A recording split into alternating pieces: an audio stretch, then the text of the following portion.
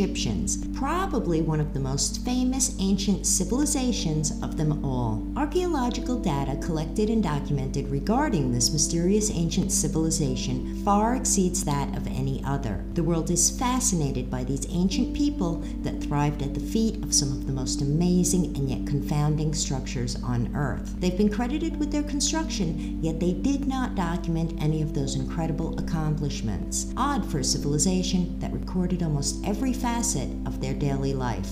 Looking at some of these incredible structures and those of other ancient civilizations, evidence suggests that humanity's history has been completely misunderstood. Our story of the past seems to have been changed, mistranslated, and possibly intentionally suppressed. American researcher and author of Forbidden Archaeology, Michael Cremo, remarks on this. You actually do have that very bewildering, mixture of advanced artifacts and bones mixed up with more primitive ones, going back hundreds of millions of years. And you also do find a very systematic editing of this record to conform to a linear, progressive, you might call it evolutionary view of things, which is quite amazing. Of course, if we have this sort of cyclical picture, circular picture of things, much of conventional science will need to be readjusted.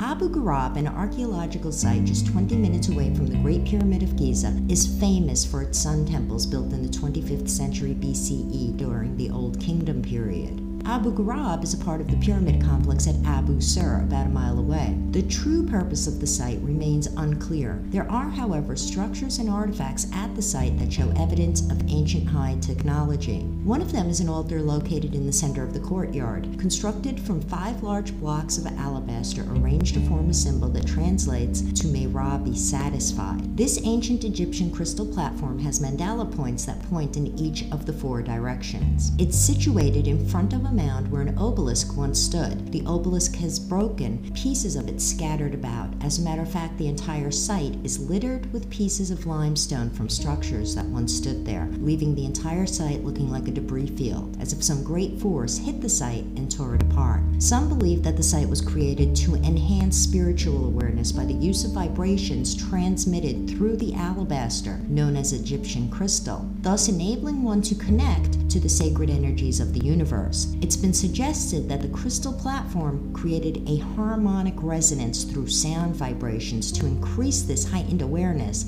and actually allow for communication with these sacred energies, something many today would call a stargate. There are also a set of 9 circular alabaster basins located at the site along the east wall. Some have postulated that the basins were used to catch blood from animal sacrifices, theorizing that grooves cut into the stone floor in the courtyard helped drain away some of the blood. Other researchers have disagreed with that, as no other corroborating evidence such as knives or other sacrificial equipment has ever been found at the site. Just how the holes were drilled and grooves cut into the alabaster basins remains an enigma. The basins are amazingly smooth to the touch and show signs of circular tool marks, suggesting that whoever crafted them had some sort of technology at their disposal. These alabaster basins remind me very much of Edward Leedskalnin's magnetic flywheel. There are many similarities, and I couldn't help but wonder if they were an ancient version of Ed Leedskalnin's device. There has been some speculation that Abu Ghurab was a gold refining facility, and Ed's magnetic flywheel would be perfect for generating the electricity needed for something like that. At Abu Ghurab, which is also known as the Place of the Gods, there are also colossal red granite blocks weighing several tons that were precision cut, polished, and mounted in place as facing stones on the pyramid. These enormous granite blocks were placed with incredible accuracy. How this was achieved is yet another mystery. Conventional archaeologists have long resisted the notion that the architectural achievements of the ancient Egyptians required the existence of a much more sophisticated technology than would have existed at that time, and failed to address the fact that no records exist explaining how, why, or who built ancient Egypt's megalithic monuments and statues. So many pieces of evidence of advanced ancient technology have been found scattered across the world. I think we are only now just beginning to find out what ancient civilizations